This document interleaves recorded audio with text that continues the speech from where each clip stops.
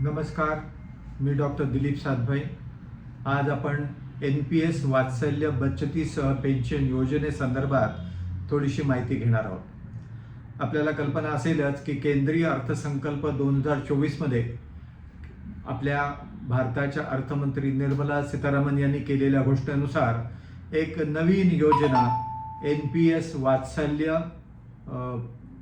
बचतीसह pension योजना घोषित करण्यात आली होती. आता ही योजना जी आहे ही 18 वर्षाखालील अल्पवयीन मुलांसाठी तयार केलेल्या बचतीसह पेन्शन योजना मानण्यात आली आहे.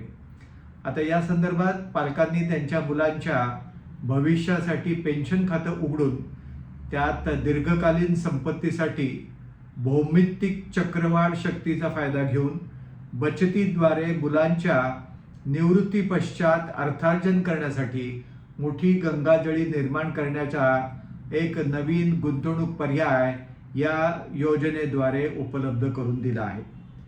2 पिढ्यातील व्यावहारिक संबंध जोडताना वर्तमान पिढीला संसाधने, संधी आणि जबाबदाऱ्या हे नवीन पिढीला वाटताना त्यांच्या भविष्यातील गरजा विचारात घेणं अतिशय आवश्यक आहे, जो शाश्वत विकासाचा एक महत्त्वाचा भाग मानला जातो.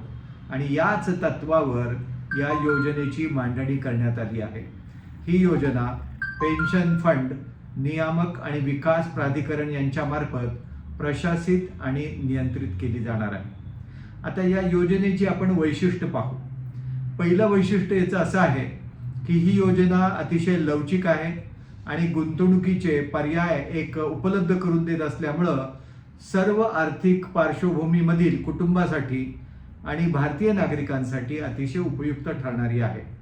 यामध्ये किमान वार्षिक गुंतवणूक 1,000 रुपयापर्यंत असणार आहे, मात्र कमाल गुंतवणुकीवर कोणतीही मर्यादा नाही. दुसरा महत्त्वाचा मुद्दा म्हणजे या योजनेतील खातं तुम्हाला कुठेही, म्हणजे मोठ्या ज्या बँका आहेत तिथं, पोस्ट ऑफिसेसमध्ये, पेन्शन फंडामध्ये पाल्याच्या नावाने आधार आणि पॅन कार्डच्या आधारे पालकांना मात्र उघडता येणार आहे. यासाठी एक 3 वर्षाचा तिसरा मुद्दा, यासाठी 3 वर्षाचा लॉक इन पिरियड ठेवण्यात आलेला आहे. आणि या कालावधीमध्ये 3 वेळा शिक्षण, निर्दिष्ट आजार म्हणजे जे आजार स्पेसिफाय केले आहेत ते, आणि अपंगत्वाच्या खर्चासाठी या खात्यात जमा असलेल्या रकमेपैकी 25% रक्कम काढता येतील असे स्पष्ट करण्यात आलं आहे. 18 वर्ष पूर्ण झाल्यानंतर सदर पाल्याला या योजनेतून बाहेर पडण्याची पूर्ण अनुमती देण्यात आलेली आहे. आणि अशा वेळी जर या खात्याच्या योजनेमध्ये एकंदर गंगाजळीची रक्कम 2.5 लाख रुपयापर्यंत असेल तर सर्व रक्कम त्याला या खात्यातनं काढता येईल.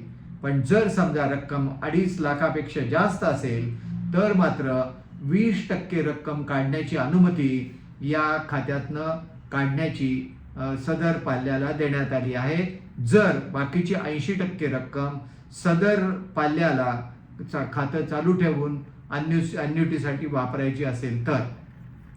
5वा महत्त्वाचा मुद्दा म्हणजे पालकांना त्यांना किती जोखीम सोयीची आहे, ज्याला आपण रिस्क मॅनेजमेंट असं जे म्हणतो, त्यासाठी एकंदर 3 महत्त्वपूर्ण पर्याय उपलब्ध करून दिले आहेत.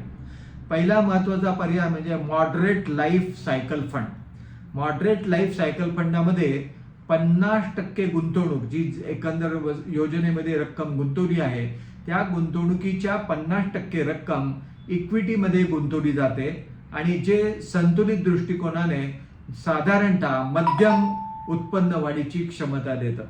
खातेदाराने जर कोणताच पर्याय वापरला नाही, गुंतवणुकीचा कोणताच पर्याय निवडला नाही, तर हा पर्याय डिफॉल्ट पर्याय म्हणजे हा पर्याय त्याने निवडला आहे असं गृहीत धरलं जातं. दुसरा पर्याय जो आहे तो ऑटो चॉईस लाईफ सायकल फंडचा आहे. आणि त्यानुसार वयानुसार गुंतवणूक आपोआपच समायोजित केली जाण्याची त्यात एकंदर तरतूद आहे. त्यात एकंदर 3 प्रकारचे पर्याय उपलब्ध आहेत. आणि त्या पर्यायामध्ये पहिला पर्याय जो आहे तो आक्रमक गुंतवणूकमध्ये आहे. त्यामध्ये 75% गुंतवणूक ही इक्विटीमध्ये केली जाते, पण त्यामुळे तुम्ही एक महत्त्वाचा मुद्दा लक्षात घेतला पाहिजे की त्याच्यात उच्च धोका पण असू शकतो आणि उच्च परताव्याची क्षमता पण त्यामध्ये असू शकते. दुसरा जो उपपर्याय आहे तो मध्यम आहे. त्या मध्यममध्ये 50% इक्विटीमध्ये रक्कम गुंतवली जाते आणि यामध्ये सुद्धा मध्यम जोखीम आहे आणि परतावा देखील मध्यम असेल हे सांगायला कोणा अर्थतज्ञाची गरज नाही. तिसरा जो पर्याय आहे तो कन्झर्वेटिव्ह म्हणतात. यात फक्त 25% इक्विटीमध्ये गुंतवणूक करण्यात येते. त्यामध्ये जोखीम अतिशय कमी असते आणि त्यामुळं परतावा देखील त्या दृष्टीने कमीच असतो. तिसरा महत्वाचा पर्याय यामध्ये जो सांगितला आहे तो सक्रिय निवड. यात पालक निधीचे वाटपमध्ये 75% इक्विटीमध्ये, कॉर्पोरेट कर्ज, सरकारी रोखे यामध्ये 100% गुंतवणूक करता येते.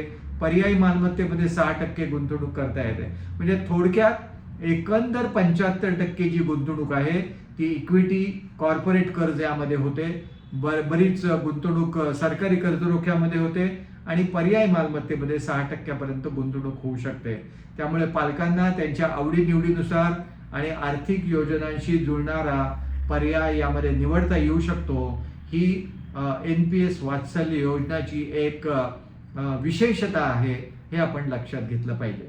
6वा महत्वाचं वैशिष्ट्य यामध्ये जे आहे, जर समजा 18 वर्षापर्यंत जर पाल्याचाच जर मृत्यू झाला तर त्यामध्ये असणारी सर्व रक्कम पालकांना मिळेल. पालकाचा पण जर मृत्यू झाला तर उर्वरित नैसर्गिक किंवा कायदेशीर पालक, ज्याला नॅचरल गार्डियन किंवा गार्डियन बाय लॉ यामध्ये म्हणतात, त्यांना ते खाते पुन्हा चालू ठेवता येतं. 7वा महत्वाचा मुद्दा म्हणजे ही सर्व योजना भौमितिक चक्रवाढ शक्तीवर आधारित आहे व त्यामुळं देशाच्या अर्थव्यवस्थेतील प्रगतीमुळे शेअर बाजारात छप्पर फाडके मिळणारे उत्पन्न हे या योजनेचा गाभा आहे. सबब मुलाचे जीवन कल्याणकारी हो ही इच्छा असणाऱ्या सर्व पालकांना मिळालेली संधी आहे असंच आपण म्हटलं पाहिजे. PPF मध्ये रक्कम गुंतवल्यास कोणतीही जोखीम न स्वीकारता पैसे मिळू शकतात, पण थोडे धारिष्ट करून इक्विटीमध्ये रक्कम गुंतवल्यास वार्षिक चक्रवाढ व्याजाच्या गृहीतकावर कसा लाभ होतो हे आपल्याला खालील तक्त्यावरून लक्षात येऊ शकत आहे. जर PPF मध्ये 7.1% जर रक्कम गुंतवली असेल तर 18 वर्षानंतर 4,41,000 रुपयाची रक्कम मिळते. 30 वर्षानंतर 12,36,000 रुपयाची रक्कम मिळू शकते. 40 वर्षानंतर 26,33,000 रुपयाची रक्कम मिळू शकते. 50 वर्षानंतर 54,06,000 रुपयाची रक्कम मिळू शकते. तर 60 वर्षानंतर 109 लाख रुपयाची रक्कम आपल्याला मिळू शकते. तशीच 8%, 9%, 10% मध्ये किती रक्कम मिळू शकते याचा हा तक्ता मी सोबत जोडला आहे, तो आपण त्याचं निरीक्षण करावं. आता यामध्ये काही आव्हानं पण देखील आहेत, ते आव्हान आपण तपासून पाहूया. जसं आपण म्हणतो PPF मध्ये रक्कम गुंतवल्यानंतर 7.1% दराने आपल्याला नक्की किती रक्कम किंवा किती परतावा मिळणार आहे याची अगोदरच कल्पना असते आणि त्याप्रमाणे आर्थिक नियोजन खात्रीचे असल्यामुळं हे शक्य होऊ शकतंय. तथापि शेअर बाजार आणि त्यातील उत्पन्न हे जोखमीवर आधारित असल्याने नक्की किती परतावा मिळणार आहे हे सांगू शकत नाही. ज्यांच्याकडे पैसे आहेत त्यांच्यासाठी अत्यंत उत्तम योजना ठरावी, परंतु नसल्यास मोठी गंगारेडी उभारणे मात्र कठीणच आहे. आता तरी निवृत्ती पश्चात दिसणारी रक्कम मोठी असली तरी महागाईमुळे होणाऱ्या पैशाच्या क्रयशक्तीत होणाऱ्या ऱ्हास देखील आपण विचारात घ्यायला हवा. निवृत्तीच्या वेळी हे पैसे किती उपयोगी पडतील याचे नियोजनही महत्त्वाचे ठरावे आणि हेच याच्या मर्यादा आहेत एवढं आपण लक्षात घेतलं पाहिजे. जर आपल्याला हा व्हिडिओ आवडला तर जरूर लाईक करा आणि माझ्या YouTube चॅनलला सबस्क्राईब करा. धन्यवाद.